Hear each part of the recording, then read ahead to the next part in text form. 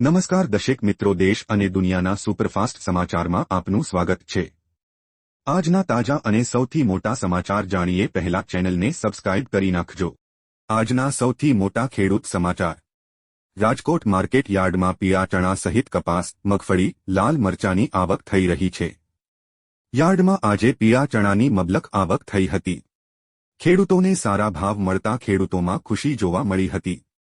Market યાર્ડમાં આજે પીળા ચણા અને મગફળીની ઢગલા મોંઢે આવક થઈ હતી। વહેલી સવારથી જ માર્કેટ યાર્ડ બહાર વાહનોની લાંબી લાઇન જોવા મળી હતી। આજે સૌથી વધારે પીળા ચણાની આવક થઈ હતી। પીળા ચણાની યાર્ડમાં 9,000 ક્વિન્ટલ આવક થઈ હતી। આ પીળા ચણાનો એક અમણનો ભાવ 1,085 થી 1,220 રૂપિયા બોલાયો।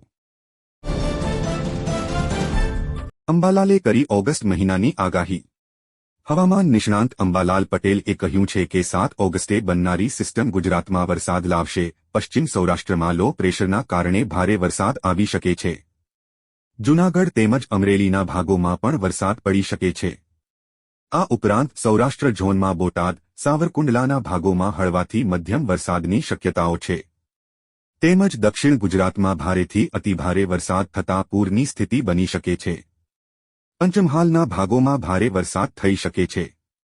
ભરૂચ, વડોદરામાં પણ ભારે વરસાદની સંભાવના છે। અમદાવાદ અને ગાંધીનગરની સાથે સાબરકાંઠા અને બનાસકાંઠામાં પણ વરસાદ પડી શકે છે। ઉત્તર ગુજરાત અને કચ્છમાં આગામી દિવસોમાં ભારે વરસાદ ખાબકી શકે છે।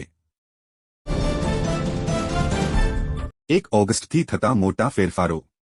દર મહિને કેટલાક નિયમો બદલાય છે, જેમાંથી કેટલાક એવા છે કે જે સામાન્ય લોકોના ખિસ્સા પર નોંધપાત્ર અસર કરે છે। આવી સ્થિતિમાં ઘણા લોકોનો ખર્ચ વધી શકે છે। ગેસ સિલિન્ડરની કિંમતમાં ફેરફાર, ક્રેડિટ કાર્ડના નિયમો, વીજળીની ચૂકવણી વગેરે જેવા નિયમોમાં ફેરફાર થવા જઈ રહ્યો છે। હા, આગામી દિવસોમાં એટલે કે 1 ઓગસ્ટથી કેટલાક નિયમોમાં ફેરફાર થઈ શકે છે। ચાલો જાણીએ 1 ઓગસ્ટથી કયા નિયમોમાં ફેરફાર થવા જઈ રહ્યા છે। 1 ઓગસ્ટથી ગેસ સિલિન્ડરની કિંમતમાં ફેરફાર થઈ શકે છે।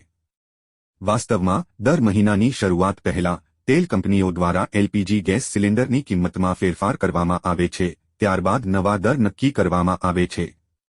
જુલાઈમાં 19 કિલોના કોમર્શિયલ સિલિન્ડરની કિંમતમાં ઘટાડો કરવામાં આવ્યો હતો। આ વખતે પણ સિલિન્ડરની કિંમતમાં ઘટાડો થવાની આશા છે। અંબાજીમાં 4 દિવસ રોપવે સેવા બંધ। અંબાજીના ગબ્બર પર્વત પર 4 દિવસ સુધી એટલે કે 30 જુલાઈથી 2 ઓગસ્ટ સુધી રોપવે બંધ રહેશે। વાર્ષિક મેન્ટેનન્સને લઈને રોપવેની સુવિધા બંધ રાખવામાં આવી છે।